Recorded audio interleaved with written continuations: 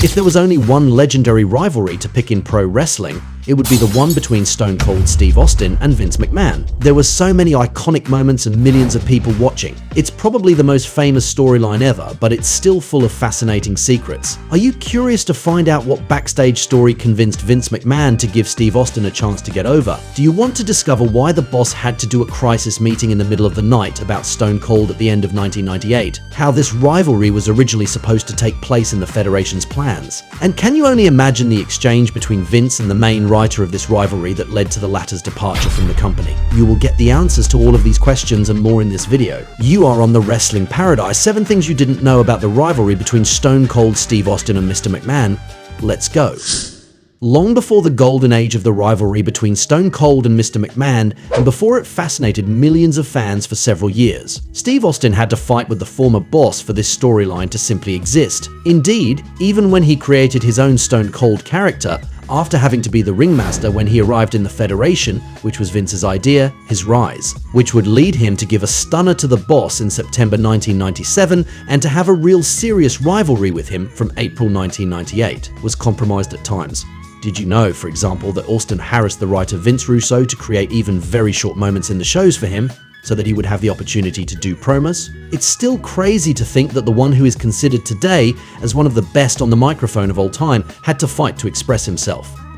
It's even crazier if you know that when he did his debut in the company, Vince had directly put Ted DiBiase Sr. with him as manager, and had decided that Steve shouldn't say a single word. In the end, he will eventually manage to be on commentary of some matches where he was finally able to speak. But even there, he realized that some of his sentences had been cut during the editing, which angered him, to a point where he went to Vince McMahon in his office. He told him he was 6'1", 240 pounds, bald, that he had a goatee, black boots and trunk. He said that if Vince took away his personality, he couldn't compete, but if he let him, he could put him against anyone. The boss liked that attitude, and that's when he started to push the Texas rattlesnake, and the reason is unbelievable. Vince simply recognized himself in him, as an individual who is alone against all, who had to fight for everything. And it's even more interesting to note that McMahon explained the future success of their feud by saying that he grew up in a trailer not even 10 feet wide, even with a lot more money now. Vince said he was still the same guy. He understands ordinary people, because that's who he was too. When he was a kid and people acted like they were better than him, it pissed him off so much. The character of Stone Cold is who Vince was inside. That's amazing. For the record, at the same time, just after Stone Cold's famous Austin 316 promo, Vince Russo put the expression Austin 316 on the cover of the Raw magazine since he was convinced it would be a hit. But when McMahon saw it, he didn't even understand what it was, and said he didn't like this expression, that this cover had to be changed. Fortunately, all of this time, Austin fought to impose his character, because if it had only been for Vince McMahon's vision, their rivalry might not have even existed. One of the highlights of the legendary feud between Austin and McMahon is the one-on-one cage match they had on February 14th, 1999 at St. Valentine's Day Massacre. Having their first real confrontation in the ring after more than a year of build-up on the celebration of Love Day, when they had been hating each other for months, is already incredible. But wait until you learn the inside story of the most memorable moment of this first match between them ever. Vince's fall from the top of the cage on the commentator's table, an impressive bump that lets us imagine his huge pain. About this spot, the boss said that he didn't think it would hurt as much. Apparently, behind the scenes, the other wrestlers respected Vince for taking this bump since, as the boss, he didn't have to inflict such pain on himself. And the crazy thing is that Mr. McMahon didn't land on the exact spot where he was supposed to land, and that caused him to have his butt being completely blue after the match. After the match, when the show was over, Vince McMahon went to Richie Posner, the man who was in charge of all the props, and told him the table wasn't supposed to be positioned how it was. But Richie kept telling him that everything was perfectly positioned and that he was the one who messed up, a reaction that made Vince red with anger. What is certain is that, for this rivalry, the boss didn't hesitate to give his body and soul, but wait to see what's coming up. You will see that there are even more mind-blowing backstage stories, so make sure to stay until the end of the video. At the end of the year 1998, the rivalry between the two men was in its golden age. After multiple iconic segments such as the one where Austin invaded the arena with a Zamboni, or the one where he hit Vince's skull with a bedpan at the hospital, their storyline was hotter than ever and would continue to offer memorable scenes until July 1999. However, everything could have been stopped long before. Indeed, at that time, Stone Cold had become a huge star, and in the last months of 1998, he seriously thought about moving away from pro wrestling. Vince Russo told that it was a time when Austin wanted to do some movies in Hollywood and try to become an actor. Also because he wanted to relieve his body that was in pain, barely a year before he broke his neck at SummerSlam against Owen Hart. After learning about all of this on the phone with Austin in the middle of the night, Vince McMahon was worried and set up a crisis meeting with his staff because he didn't want to lose his cash cow. Besides, in those years, the boss answered Austin's phone calls 24/7 from the first ring. In the end, everything will work out and Stone Cold will still have the opportunity to shoot in seasons 4 and 5 of the TV show Nash Bridges. Fortunately, the company managed to deal with Austin to make him happy at that moment because his rivalry with Mr. McMahon could have very well ended way too soon. A legendary scene that millions of wrestling fans know is of course the one where Austin was pouring cement into Vince's Corvette, who reacted to this whole scene with exceptional acting as always. On October 12, 1998, this rivalry had offered the viewers one of the most entertaining segments in the Federation's history, but did you know that Austin only had 10 minutes to learn how to handle the truck and that he had no right to make any mistake? Indeed, to achieve this performance of filling Vince's Corvette with cement by aiming perfectly at the inside of the car, Stone Cold had to understand how everything worked in 10 minutes. And the worst part is that it was live, so he only had one chance to succeed. Moreover, the official Bruce Pritchard told that, while preparing the scene, they didn't plan for the windows to explode in this way, and it is a segment that costed them about $25,000. For the record, they kept this legendary Corvette, which is in their warehouse today.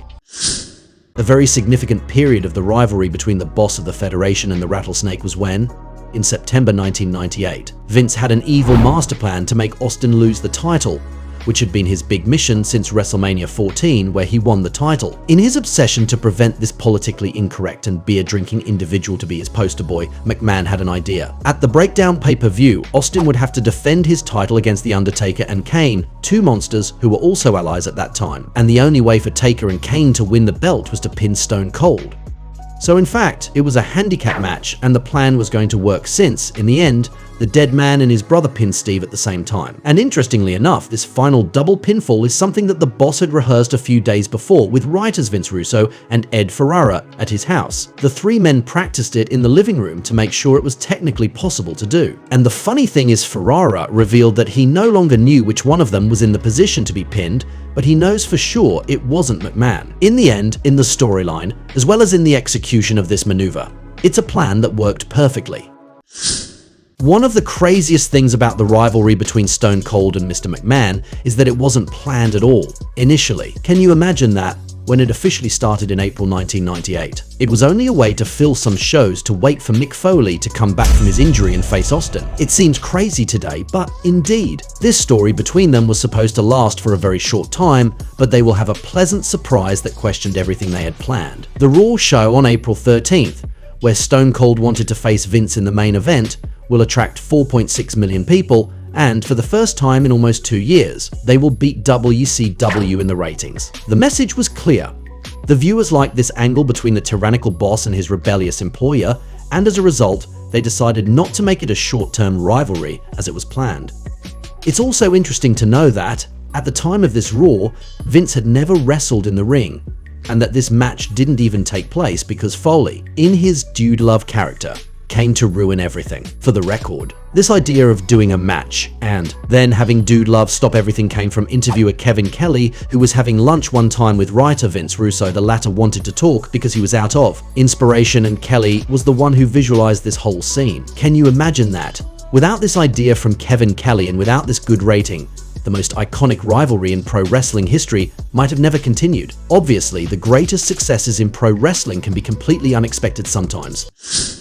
A central element of the rivalry between Austin and McMahon that we hear very little about in general, but which nevertheless had a major influence, is the role of writers Vince Russo and Ed Ferrara in this storyline. What you should know is that, from the beginning of 1997 for Russo and the spring of 1998 for Ferrara, these two individuals wrote all the shows and of course the rivalry between Stone Cold and Mr. McMahon. During the entire period when they were writing, the rivalry had its finest hours. For example, I'm thinking of the first stunner on Vince in September 1997. The spectacular scenes such as the ones with the Corvette and the Zamboni in the fall of 1998, the 1999 Royal Rumble that McMahon won, the period when Austin was the new CEO a few months later, All of that was awesome, but an event that took place behind the scenes and which should absolutely not be overlooked was the departure in October 1999 of Vince Russo and Ed Ferrara from the company. The two left for the rival WCW Federation because they simply couldn't take the life that their leader imposed on them anymore. Together, they had to write Raw and SmackDown every week, sometimes a pay-per-view, work every day from 4 a.m. to late at night, having to constantly rewrite everything with the boss. It was an exhausting routine, which prevented any family life. Russo asked if he couldn't have a lighter schedule to see his wife and children more, and McMahon replied that, with the money he was earning, he just had to pay a nanny. Russo didn't like this reaction, and it was the final thing that made him want to leave. And then, when the Federation no longer had these two writers, nothing would ever be the same between Austin and McMahon with, in particular, the infamous heel turn at the end of WrestleMania 17, where Stone Cold sold his soul to the devil. All of this clearly shows that the greatness of this rivalry was both the result of several fortunate circumstances but also teamwork. Wasn't that surprising?